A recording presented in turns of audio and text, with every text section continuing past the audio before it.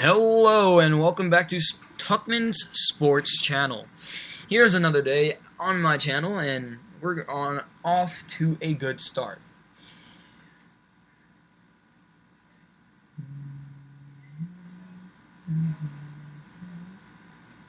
So, we're going to talk about MLB today. MLB is going to be really cool today on this channel. So, we have some good games going on. We have a Phillies game going on, and the Cardinals are versing the Phillies. It's 9-3 Cardinals, top of the ninth. So Cardinals most likely will win, but you never know. And we got a Los Angeles Angels and Oakland A's game, and it's in the middle of the third, so it's in a commercial. So that is going to be a 1-0 Angels right now in the third inning.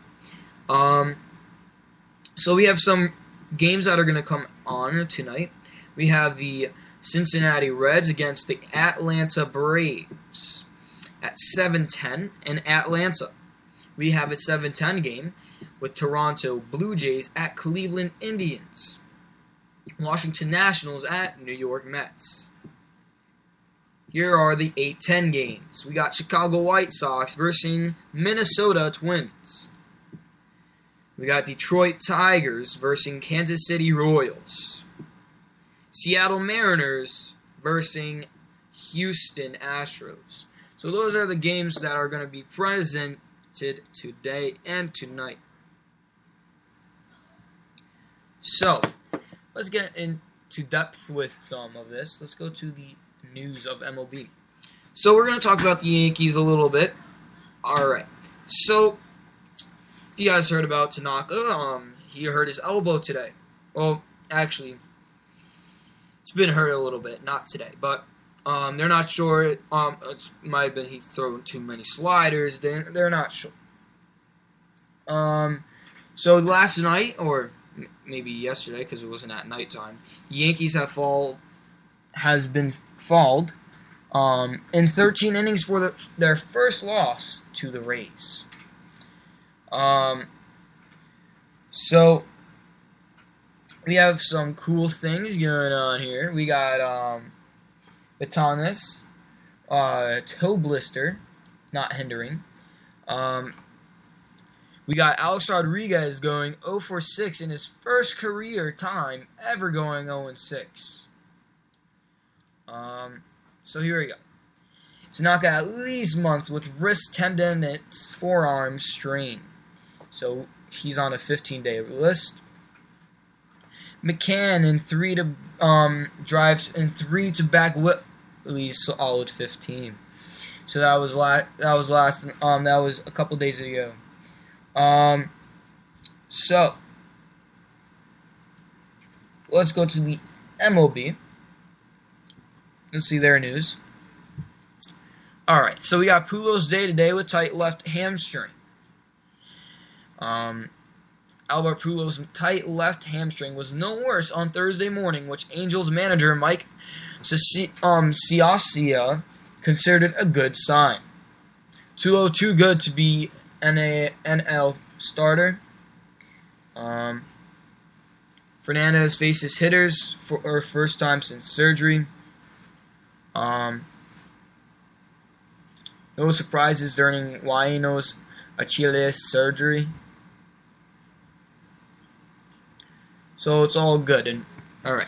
So tonight, I'm gonna tell you guys right now, it's gonna be fun tonight. Tonight, at 8 o'clock on NFL Network, tonight is gonna be the NFL Draft. So we're gonna get into depth right now with the NFL Draft and see what it's all about. Okay. NFL Draft is one of my favorite days of the year. So the big question out there is really that, like, you know, is Jameis Winston the right guy for the Buccaneers? Okay. That's the main question. Everybody's saying yes. Everybody's saying no. Some people are saying, oh, yeah, he'll get it right now. So we'll see. Now the Eagles made maybe a smart move. I'm not sure if you guys can call it smart, but I'm gonna say they got Tim Tebow. I'm not sure if that's the slightest decision. I'm not sure if that's right, but let's see how the Eagles will do this season. The teams think Titans plan to take Marcus Mariota. So the Titans are thinking about taking Marcus to go to the Titans. We'll see what's going to happen.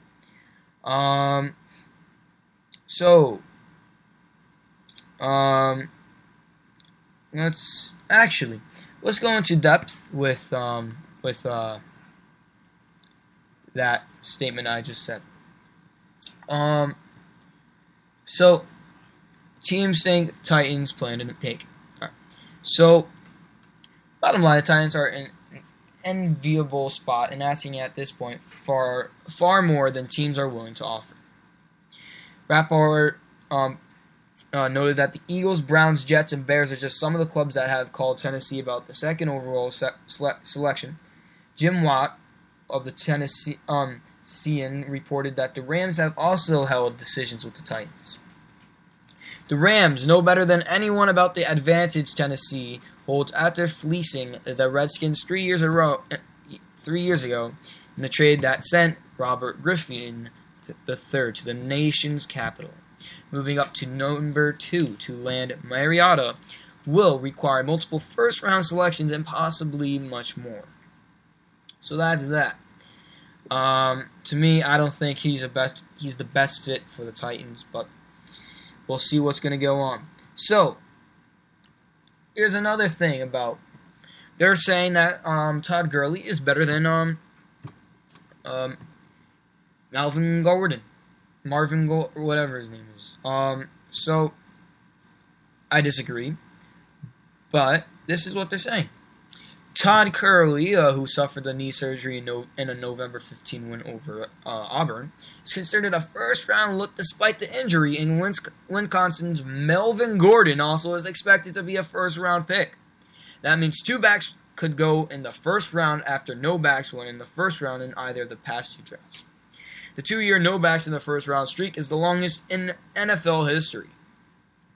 So let's see if tonight they'll break that. Gurley, 6'1", 222 pounds, and both fast and powerful, and he also is a proven receiver. He also did a nice job in pass protection when he was asked to do that, making him one of the most well-rounded backs to come along in years. But he does have an injury history, as 2013 was the only one of his 3 seasons at Georgia in which he played every game. So, 23 was his best year. I will say that because I saw that game in 2013, that season. He was amazing. He had some speed, agility, one of the greatest running backs. All 6 NFL media analysts who have done mock drafts have Gurley going in the first round. Brian Baldinger has him as the number 6 pick to the New York Jets. The others have him going from the late teens to the late 20s. Could he possibly go top 10? It seems more likely he goes somewhere in the teens. But given Rapport's report, perhaps a top 10 selection is not so far-fetched. That just makes you wonder how highly Gurley would be thought of had he not suffered the knee injury.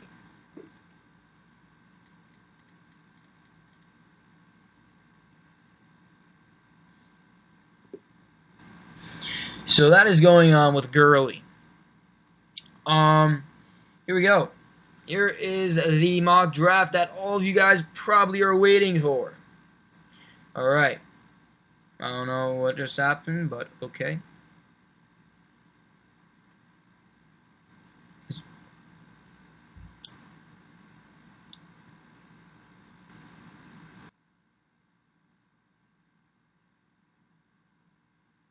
Come on, work with me.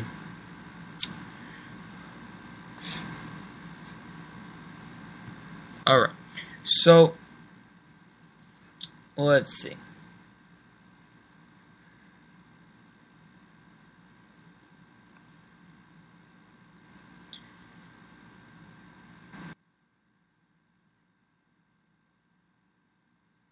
So here is the Rex Ryan, not the Rex Ryan, sorry.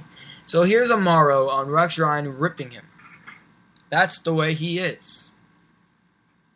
So, Amaro has been traded to the Jets, if you guys haven't noticed. He is on the Jets. It's clearly stated that he is on the Jets. So here is what is being said about that right now. Jace Amaro is angling to break out of Rex Ryan's doghouse.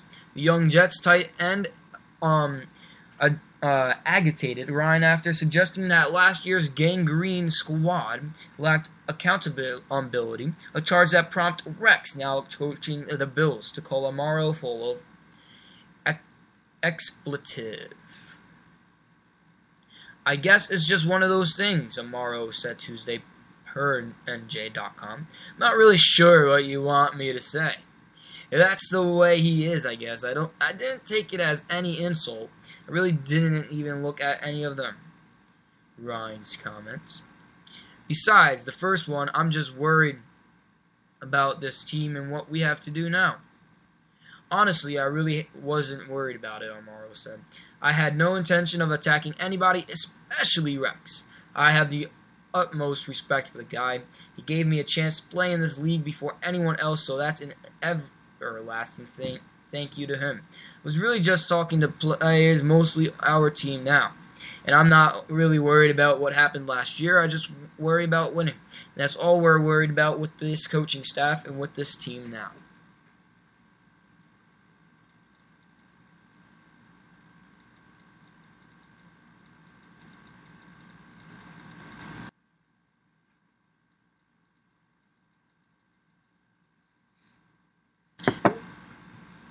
To be fair to Amaro, veteran offensive guard Willie Colon went out of his way to back the pass. Catchers claims that players were late to meetings last season.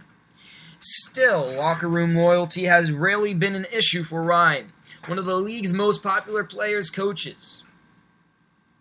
With any luck, this increasingly tedious war of words will soon vanish into the either giving way to battles on the field, where Ryan recently promised that Amaro is going to be accountable when we go to play him. So there has been heat on the field with both sides of the teams. We have Buffalo and we have New York. They're both in New York, but we have Buffalo and the Jets fighting each other, especially Amaro and Rex. That of what I just read, it's just a lot of heat.